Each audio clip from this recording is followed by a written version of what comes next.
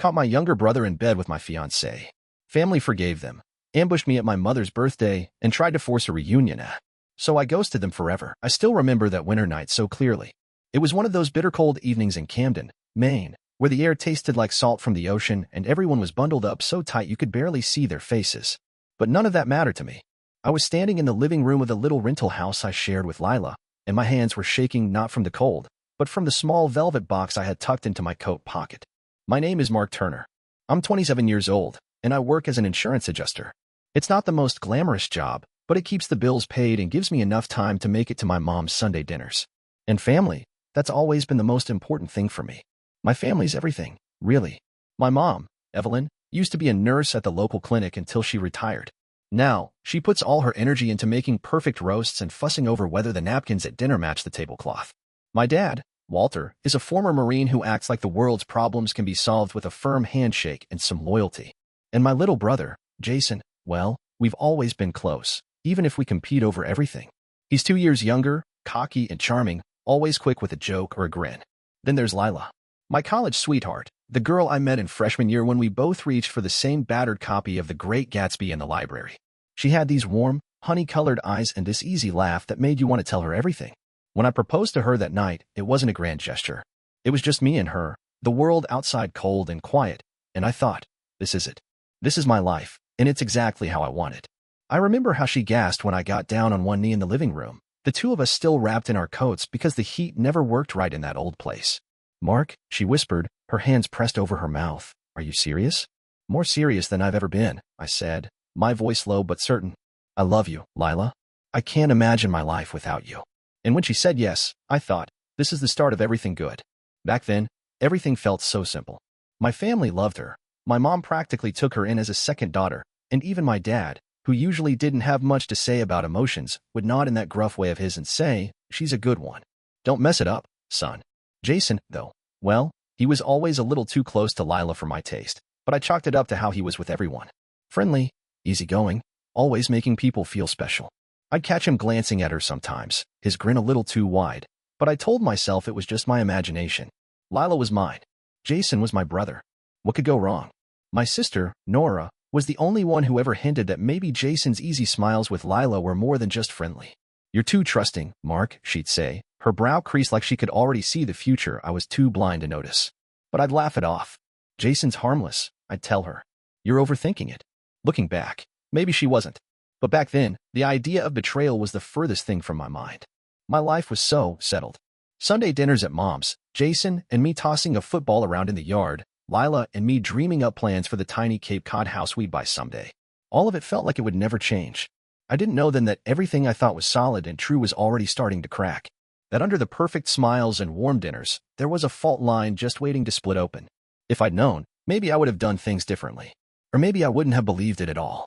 But that night, as Lila and I sat on the old couch, her fingers tracing the edge of her new ring and her eyes shining in the glow of the string lights we'd never bothered to take down after Christmas, I believed in us. In family. In the future, I thought I had finally secured. And I guess that's the cruelest part of betrayal, how it only happens when you're sure you're safe. It was a Saturday afternoon, and the sky was still gray with the last traces of winter clinging to the edges of the town. I was feeling good. Work had been calm all week, and I decided to surprise Lila with dinner from her favorite seafood shack. She always said their clam chowder reminded her of summers at her grandparents' place in Bar Harbor, and I wanted to see her face light up when I walked through the door. I parked my truck in the gravel driveway, the crunch of the tires somehow comforting. I could see the faint glow of lights from our upstairs loft window. Music floated out, something soft and cheerful that didn't match the usual quiet of our little house. I thought about how I'd tell her. Maybe I'd joke about how I had to elbow my way through the crowd at the takeout counter. Or maybe I'd just pull the warm bag of chowder and fried clams out from behind my back and kiss her forehead. Small gestures, but they meant the world to me. I pushed the door open quietly, balancing the paper bag in my hands. Lila, I called out, a little smile on my face. No answer. Just that music playing. I walked through the small hallway, the scent of fresh paint from the last time we'd decided to spruce things up still faintly in the air. When I got to the bottom of the stairs, I heard it. Laughter. Not just hers, but Jason's too. My heart did this weird flip in my chest, like I was still trying to decide whether to feel jealous or just happy they were getting along. I told myself it was probably nothing. Jason was always hanging around. That was normal, right? I climbed the stairs slowly, each step feeling like it took forever. My mind kept flashing back to every Sunday dinner, every time Jason had made Lila laugh, every time I told myself not to be paranoid. But my gut was twisting in a way it never had before. I pushed open the door to the loft, and there they were. Lila was in bed, her hair tangled around her face, the covers half pulled up like she'd tried to hide what she'd done. Jason was sitting next to her, his shirt still open, his face going pale the second he saw me. For a second, I just stood there, numb. The smell of the seafood takeout mixing with the stale air of the room. My brain couldn't catch up. My mouth was dry, and all I could think was, this can't be real. This isn't real.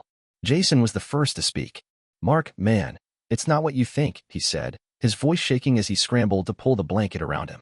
His words sounded like they were coming from underwater, so far away I could barely hear them. Lila didn't say anything. She just stared at me, her eyes wide and wet. She wouldn't meet my gaze. She looked away, down at the sheets, anywhere but at me.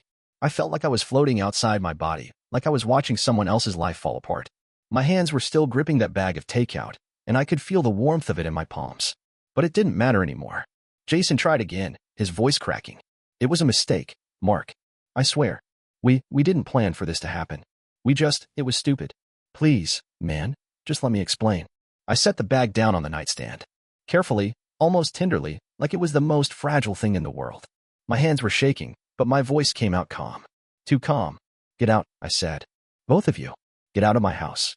Jason looked like he wanted to argue, but he saw the way I was looking at him and shut his mouth. He pulled his shirt on, his hands fumbling with the buttons, and didn't say another word. Lila started to cry then, these quiet, choked sounds that seemed to fill the whole room. But I didn't move. I didn't reach out to her. I couldn't. They left together, Jason's arm around her like he thought he was protecting her from me.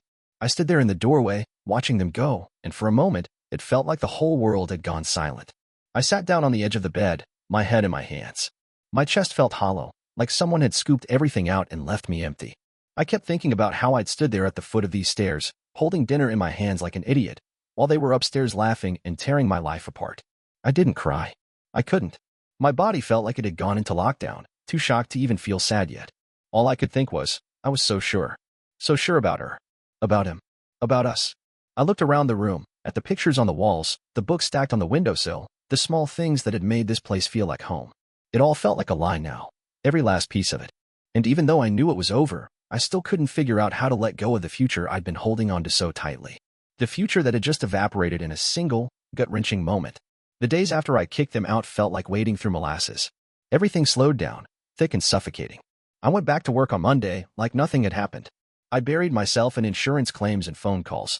Anything to keep my mind from drifting back to that room, to the look in Lila's eyes when she realized I wasn't going to forgive her.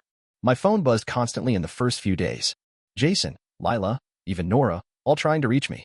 But I didn't pick up. I didn't want to hear their voices. I didn't want to hear how sorry they were, how it was a mistake, how they'd never meant to hurt me. Words felt useless now, like stale air in an empty room. On Sunday, my mom called me. Mark, honey, she said, her voice soft, almost too soft. We're having dinner, like always. Please come. We can talk. I hesitated, but I went. It was habit, I guess. That Sunday dinner had been part of my life since before I could remember. Mom's roast, the sound of the old clock ticking in the hallway, the faint smell of the ocean drifting in through the open windows. It felt like home. At least it used to. When I walked in, Mom was fussing over the table, rearranging the silverware like it mattered. She looked up at me, her face lighting up in that familiar way. I'm so glad you're here, sweetheart. Dad was already at the head of the table, his hands folded neatly, his face as expressionless as ever. He barely looked at me. Sit down, he said gruffly. No warmth, no anger, just that same hard edge he'd always carried. Nora was there too, her eyes flicking between me and the empty chairs at the table. I'm sorry, she said quietly, pulling me in for a hug. I don't know what to say. I didn't either. So I just hugged her back and sat down. The meal started out the same as always. Mom passed the bread basket, and Dad asked about work.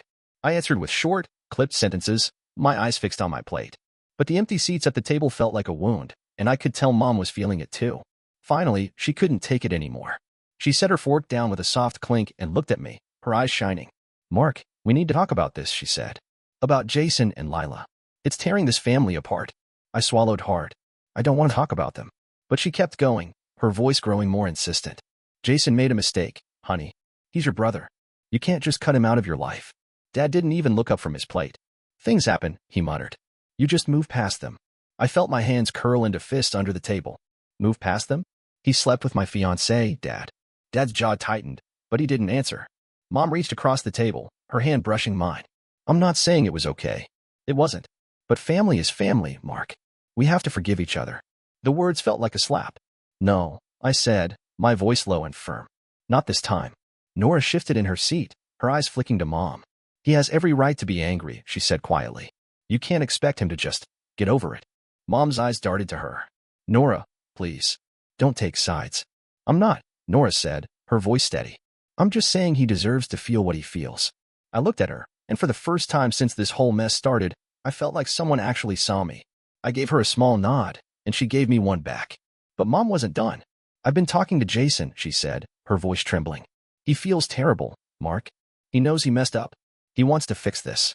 I felt the anger flare in my chest, hot and bright. Fix it? How do you fix something like this? Mom's eyes filled with tears. I don't know, but I can't stand seeing my boys like this. We're a family. We have to be together. I pushed my chair back, the legs scraping against the old hardwood floor. I'm done, Mom. I'm done trying to pretend this didn't happen. She reached for me, but I pulled away. Please, she whispered. If you won't do it for Jason, do it for me. I shook my head. I can't, Mom. I can't keep pretending everything's okay. The silence that followed was like a weight pressing down on all of us. Dad finally looked up at me, his eyes cold and hard. You're making this harder than it needs to be. I stared at him, my heart pounding. No, Dad. You're just used to everyone doing what you want. But not this time. Nora's eyes met mine across the table, and I saw the quiet relief there. I knew she was struggling too, caught in the middle of all this. But she understood. At least someone did. The next day, I got a call from the insurance company. They wanted me to manage a new branch office in Albany. It was a promotion, more money, more responsibility, and, most importantly, a chance to get out of this suffocating mess. When I told Mom, she burst into tears. You can't just leave, Mark, she said. This is your home. I looked around at the walls of the house I'd grown up in, at the pictures of me and Jason and Nora, back when we were just kids and none of this had happened yet. I need to, I said quietly. I need to find a way to breathe again. She shook her head, her hands clasped together like she was praying. Please don't go. But I'd already made up my mind. I couldn't stay here, in this house where forgiveness was demanded like a debt and my own pain didn't seem to matter. I packed my things that night, and early the next morning, I loaded them into my truck and drove away. I didn't look back. Not once. Albany wasn't that far away from Camden, but it felt like a different world altogether. The city was bigger, busier, less tied down by the past. My new apartment was nothing fancy, just a second-floor walk-up with squeaky floors and a view of the grocery store across the street. But it was mine, and that meant everything. The first few weeks were a blur of unpacking boxes and learning my new job. The office was smaller than the main branch back home, but the people were kind. They didn't know me as the brother who ran away, or the guy who couldn't forgive. They just knew me as Mark Turner, the new manager. And that was enough. Most nights, I'd go for long walks around the neighborhood, breathing in the unfamiliar streets and the way the city lights glowed soft and yellow in the evening. I'd think about how much had changed in such a short time, about how one decision, leaving, could feel so final and so freeing all at once. I didn't think about Jason or Lila. Or at least, I tried not to. But sometimes, late at night when the apartment was too quiet, I'd find myself replaying it all in my head. The way Jason wouldn't meet my eyes, the way Lila's shoulders shook as she cried. I'd lie in bed, staring at the ceiling, and wonder how long it would take for those memories to stop hurting. But slowly, it started to get easier. I found comfort in the small things, early morning coffee runs to the corner cafe, the steady hum of traffic on my street, the coworkers who invited me out for drinks on Fridays. It wasn't home, but it was something. Then one evening in late summer, my phone rang. It was my mother. I let it go to voicemail.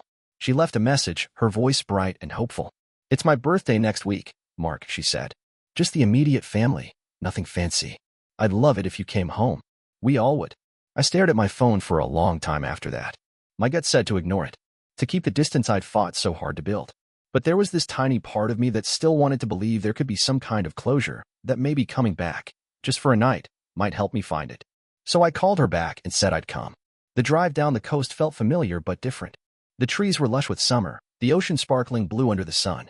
I pulled into my parents' driveway and sat in the truck for a minute, gripping the wheel. My heart was pounding. Just get through the night, I told myself. When I walked through the door, the house looked just the same as I'd left it. Mom had outdone herself. There were flowers on the table and a cake in the kitchen, and she pulled me into a hug like nothing had ever happened. I'm so glad you're here, honey, she whispered, her eyes shining. For a moment, I let myself believe it might really be okay. Then I saw Jason. He was standing by the window, his hands in his pockets, a half smile on his face like he was trying too hard. And Lila was there too, sitting in the corner of the living room, her eyes flicking up to mine and then away again. She was wearing a soft blue dress, her hair pulled back like she was trying to look as small and harmless as possible. My stomach dropped. I turned to my mom, my voice low. "You said it would just be family." She gave me a weak smile. "They're family, Mark." I thought, maybe this could be a chance to heal. I felt like I couldn't breathe. I wanted to turn around and walk right back out the door, but I forced myself to stay. I didn't want to give them the satisfaction of seeing me run. Dinner was tense. Mom and Dad tried to keep the conversation light, talking about the weather and the new grocery store that had opened downtown. But every time Jason tried to speak, I felt my jaw clench. Every time Lila shifted in her seat, I felt that old, sick anger bubble up in my chest. When we moved to the living room after dinner, Mom brought out the cake and candles, singing in that sweet, slightly off-key way she always did. I tried to smile, but it felt like my face might crack. My dad watched me carefully, his expression unreadable. Nora sat close to me, her hand resting on my shoulder in quiet solidarity. And the whole time, Jason and Lila sat there like ghosts, pretending everything was normal, like we were all just one big happy family again. But I knew better. I could feel it in every forced laugh, every sidelong glance. This wasn't about healing. It was about pretending. And I was done pretending. When Mom finally blew out the candles and everyone clapped, I stood up. "I think I'm gonna head out," I said quietly. Mom's smile faltered. "Already? But you just got here." I looked around the room, at Jason's hopeful half-smile, at Lila's lowered gaze, at my dad's cold, steady stare, and I felt a weight lift off my chest. "Yeah," I said. "I think I've been here long enough." I turned and walked out without another word, the cool night air washing over me like a blessing. And as I drove back to Albany that night, the lights of the highway stretching out in front of me, I realized that coming home hadn't brought me closure. But it had brought me something else, certainty. I didn't need their forced forgiveness or their fragile apologies. I didn't need to keep trying to fit into a family that had never really seen me. For the first time in a long time, I felt free. I thought I was done with them after that night. I thought that by walking out, I'd finally put an end to the constant push and pull, like a tug of war where I was the only one getting rope burns. But I should have known better. My mom wasn't the type to let things go. A week after I got back to Albany, she called me again. "Mark," she said, her voice soft and pleading. "I know you're upset, but we're all hurting. I just want us to sit down and talk. One more time." For me, part of me wanted to say no, to hang up and block her number for good. But another part of me, the part that still wanted to believe in family, said yes. So I agreed to meet them at the house the following Saturday. I told myself I'd go in, hear them out, and then leave. I told myself I wouldn't let them twist this around, wouldn't let them make me feel like I was the problem for not forgiving them. I had a speech ready in my head, the words lined up neat and cold. When I walked into the living room, it felt like stepping onto a stage. Mom had set out coffee and cookies, like we were just there for a casual catch-up. Dad sat in his recliner, his face stony, while Jason and Lila perched together on the couch, too close. Nora was there too, sitting apart from the rest of them, her lips pressed into a thin line. "Thank you for coming," Mom said, her hands clasped in front of her like she was about to say grace. "I know this isn't easy." "It's not," I said quietly. "So let's just get to it." Jason cleared his throat, his eyes flicking up to meet mine and then darting away. "Mark, I just want to say I'm sorry. I know I messed up. I know I hurt you, and I hate myself for it." Lila's eyes glistened, but she didn't say anything, just nodded, like that was enough. I waited for the anger to come, for the words to bubble up and spill out. But there was nothing left, just a hollow ache in my chest. "You're sorry," I said, my voice flat. "Great, but that doesn't fix anything." Mom jumped in quickly, like she'd been waiting for her chance. "Honey, it's time to move on. We can't let this tear us apart forever." I looked at her, really looked at her. "You keep saying that. But it didn't just tear me apart, it changed everything. And you're acting like I'm the one holding on to this, like I'm the one who needs to get over it." Dad let out a low sigh, shaking his head. "Son, people make mistakes. You think I haven't seen worse? You deal with it. You don't let it ruin your family. Maybe that's how you see it," I said evenly. "But this isn't just some mistake. This was a choice both of them made." Jason shifted uncomfortably, his face going red. "I know, and I'm trying to make it right." "How?" I asked. "By sitting here and pretending everything's fine." The room went quiet. You could hear the old grandfather clock ticking in the corner, the faint hum of the refrigerator in the kitchen. Nora cleared her throat, her voice quiet but steady. "Mark's right," she said. "We can't just pretend this didn't happen." Mom turned to her, her voice sharp. "Don't take sides, Nora." "I'm not," she said. "I'm just not pretending." Lila finally spoke. her voice so soft I almost missed it. "I never wanted to hurt you, Mark. I swear. It just happened." I laughed then, a short, bitter sound that seemed to echo off the walls. "That's the best you've got? It just happened." Her eyes welled up, but I didn't feel sorry for her. I didn't feel anything at all. Mom reached for my hand, but I pulled it back. "Please, Mark," she said, her voice breaking. "Don't let this be the end. We're family." I stood up, the coffee cup rattling in its saucer as I pushed my chair back. "I'm done," I said simply. "I've spent my whole life trying to be the good son, the good brother. But I'm done pretending. I'm done forgiving people who don't deserve it." Dad's face hardened, his eyes narrowing. "You're making a mistake," he said. "No," I said, meeting his gaze. "I'm fixing one." I turned and walked out, the cold air outside hitting me like a slap. I didn't look back. Not at Mom's tear-streaked face, not at Jason's hunched shoulders, not at Lila's downturned eyes. I drove back to Albany that night, my phone buzzing with calls and texts I didn't bother to answer. And as I crossed the state line, I felt something I hadn't felt in a long time. Relief. I was done. Done with the forced forgiveness. Done with the weight of trying to hold a family together that didn't care if I shattered in the process. For the first time, I was choosing myself. And even though it hurt like hell, it felt like freedom. Settling back into life in Albany after that final break felt like learning how to breathe again. The weight I'd carried for so long, the guilt, the constant pressure to keep my family whole, it was gone. All that was left was me, alone in a small apartment with creaky floors and a new sense of possibility. Work was steady, and for the first time in months, I could actually focus. My coworkers at the insurance company didn't know about everything that had happened back home. They just knew me as the guy who showed up early, stayed late, and always remembered to bring donuts on Fridays. They didn't see me as the broken son or the betrayed brother. They just saw me. I started going out more, saying yes when people invited me for drinks after work or to catch a baseball game on the weekends. It was easier to be around people who didn't have any expectations of me, who didn't know the weight I was still carrying. And little by little, it started to feel like I was part of something again, something real. That's when I met Laura. She was a copy editor at a local publishing house, always tucking a paperback into her purse for the bus ride home. We met at a trivia night one Thursday, and she laughed at my dumb answers even when I got them wrong. She had this calm way about her, like nothing rattled her, and she never pressed me to share more than I wanted to. Our first date was simple, burgers and fries at a diner down the street from my apartment. I told her about my job, about the small town I'd left behind, but I didn't tell her everything. Not yet. She didn't push, and I didn't offer. It felt good to just exist in that moment, to let myself be whoever I wanted to be with her. As the weeks turned into months, Laura and I got closer. She was easy to talk to, kind and funny, with a way of making me feel like I didn't have to prove anything.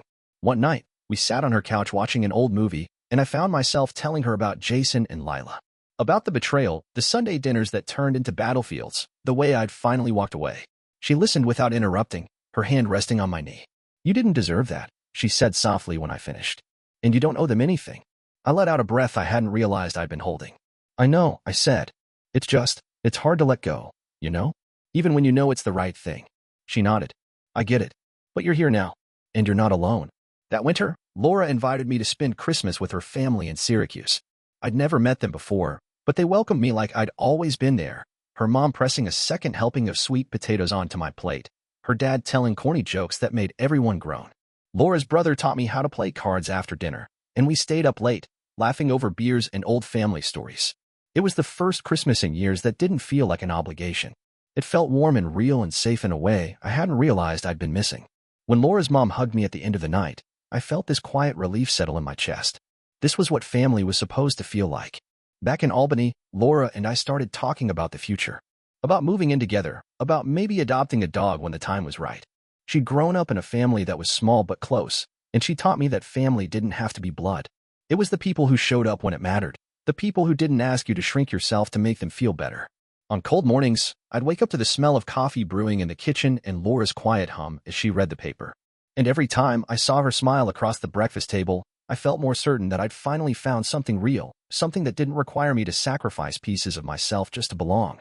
One evening, as we were walking back from the corner store, Laura slipped her gloved hand into mine. "You know," she said with a little smile, "I'm really glad you're here." I squeezed her hand gently. "Me too." And in that quiet moment, I realized I didn't need the family I'd left behind. I didn't need their forced apologies or their empty promises. Because I had found something better. I had found my own family, one built on trust and kindness and real love. And for the first time in a long time, that was enough. Winter had finally given way to spring in Albany, the snow melting in small, stubborn patches on the sidewalks. Laura and I had settled into a quiet rhythm. Work, dinners together, lazy Sunday mornings spent reading in bed. It was the first time in a long time that life felt simple and right. Then, one afternoon, I came home to find a letter waiting in my mailbox. The handwriting was neat and familiar, my mother's careful script. My stomach twisted as I carried it upstairs, setting it on the kitchen counter and staring at it like it might explode. For a few minutes, I just let it sit there. I thought about throwing it in the trash without reading it, but curiosity got the better of me. So I tore it open, my hand steady even though my heart was thudding hard in my chest. The letter was short, just a few paragraphs, written in that soft, pleading tone my mother always used when she wanted something from me. "Mark," it began, "I know you're angry, and I don't blame you. But Jason and Lila are struggling. They can't make ends meet, and your father and I are at our wits' end. We need you to come home, to help us the way you always have." She went on about family and forgiveness, about how they all needed me, how Jason needed me. She didn't mention what he'd done. She didn't mention how it had broken me. Just that he was struggling now, and I was the one who could fix it. I read it once, then again. And with each word, I felt that old weight creeping back in, the same weight I'd spent months shedding. But when I reached the end, there was no part of me that wanted to give in. I folded the letter in half, then tore it down the middle, the paper making a small, satisfying sound. I dropped the pieces into the trash and turned to the window, letting the late afternoon sun warm my face. Laura came home a little later, her arms full of groceries and her cheeks pink from the brisk air. She saw me standing at the window, the trash can open beside me, and raised an eyebrow. "Everything okay?" she asked. I nodded, letting out a slow breath. "Got a letter from my mom." Laura set the bags down and came over, slipping her arms around my waist. "What did it say?" "That Jason and Lila need help," I said quietly. "That the family needs me back." She leaned her head against my chest, her voice soft but certain. "Do you want to go back?" I shook my head. "No, I can't. They only want me around when it benefits them. I'm done being that person." Laura pulled back just enough to look up at me, her eyes steady and kind. "Then don't. You don't owe them anything, Mark.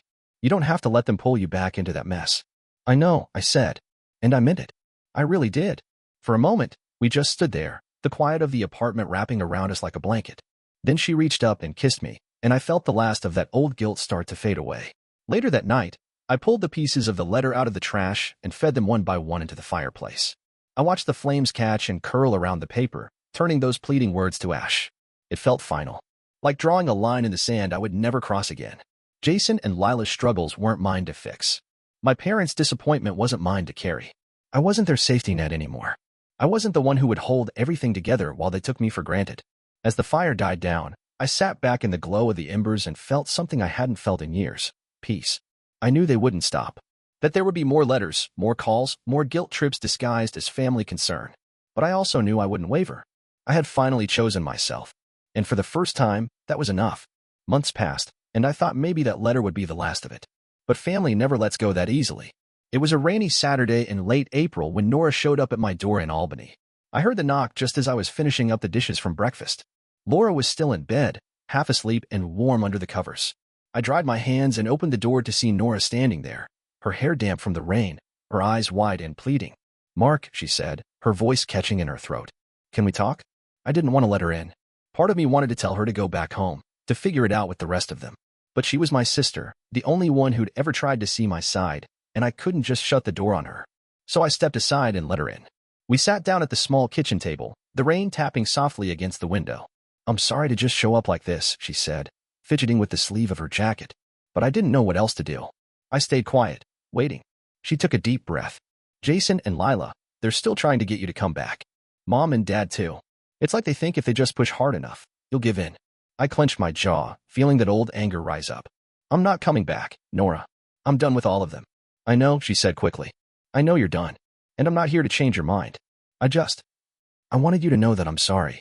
For not standing up for you more. For letting them treat you like you didn't matter." I looked at her, really looked at her, and saw the guilt in her eyes. "It wasn't your job to fix it," I said quietly. "None of this was your fault." She nodded, swallowing hard. "Dad wants to meet with you. He says he wants to clear the air." I let out a small, humorless laugh. "Clear the air? After everything?"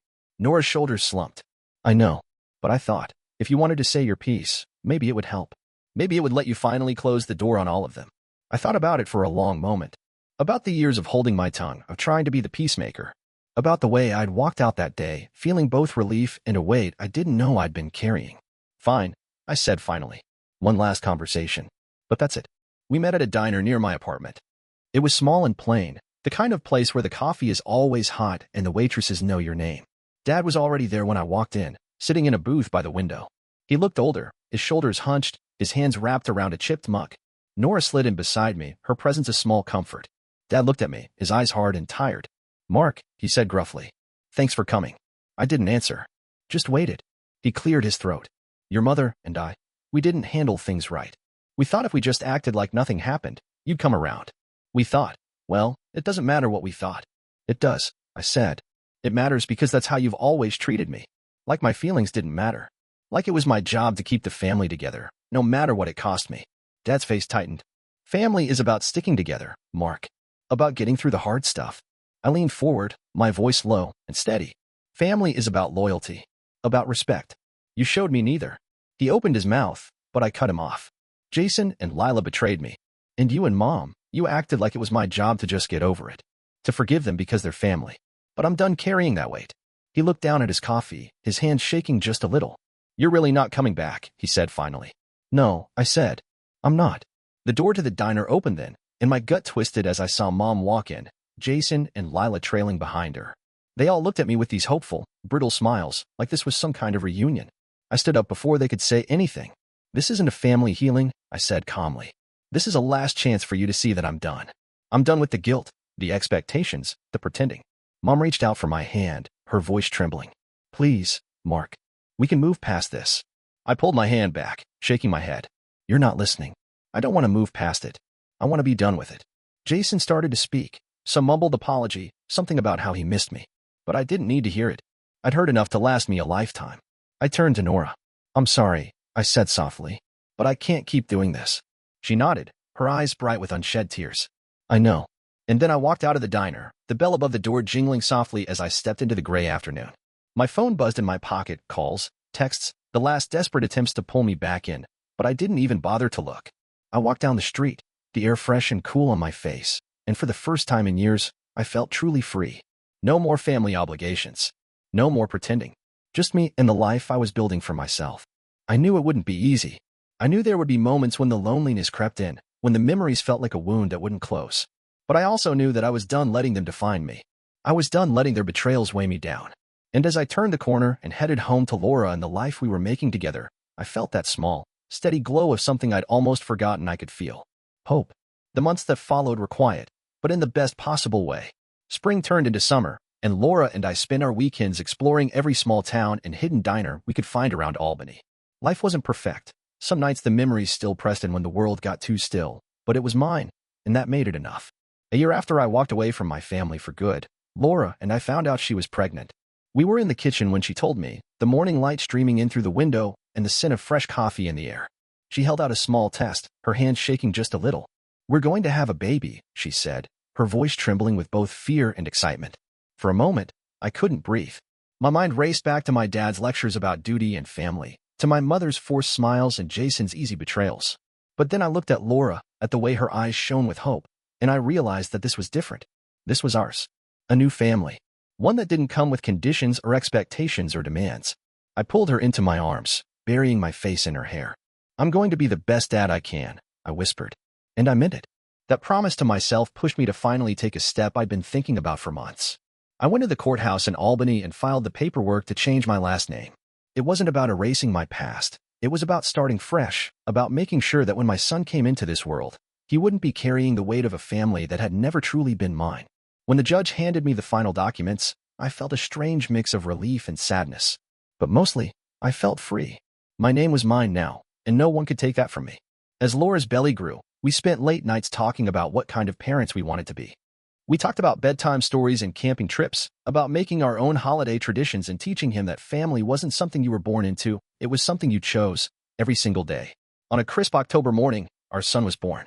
We named him Owen, a name we both loved, simple and strong. Holding him in my arms for the first time, I felt something crack open in my chest. He was so small, his tiny hands curling around my finger, his breath warm and soft against my skin. In that moment, I promised him, silently, fiercely, that he would never know the kind of hurt I'd carried for so long. That he would always know he was loved, not because of what he could give or how he fit in, but because he was ours. We brought Owen home to our small apartment, and even though the place was cramped and cluttered, it felt perfect. Laura's laughter filled every corner, and Owen's cries in the middle of the night felt like music, like proof that this was real and good and ours. Sometimes, in the quiet moments when Owen slept in my arms and Laura's head rested on my shoulder, I'd think about the family I'd left behind. I wondered if they ever thought about me, if they ever felt even a fraction of the loss I had carried for so long. But those thoughts didn't sting the way they used to. They felt like echoes of another life, a life I no longer had to live. Because here, in this small apartment with its squeaky floors and laughter that spilled out into the hallway, I had everything I needed. I had Laura. I had Owen. And I had the freedom to build a life on my own terms, one that wasn't shaped by guilt or obligation, but by love and loyalty and choice. As the winter closed in and snow blanketed the city, I sat by the window with Owen asleep in my arms and felt a kind of peace I'd never known before. The past would always be there, a part of me I couldn't erase. But it didn't define me anymore. What defined me was the family I was building now, the legacy I was creating one quiet, hopeful moment at a time. And I knew, without a doubt, that I was exactly where I was meant to be.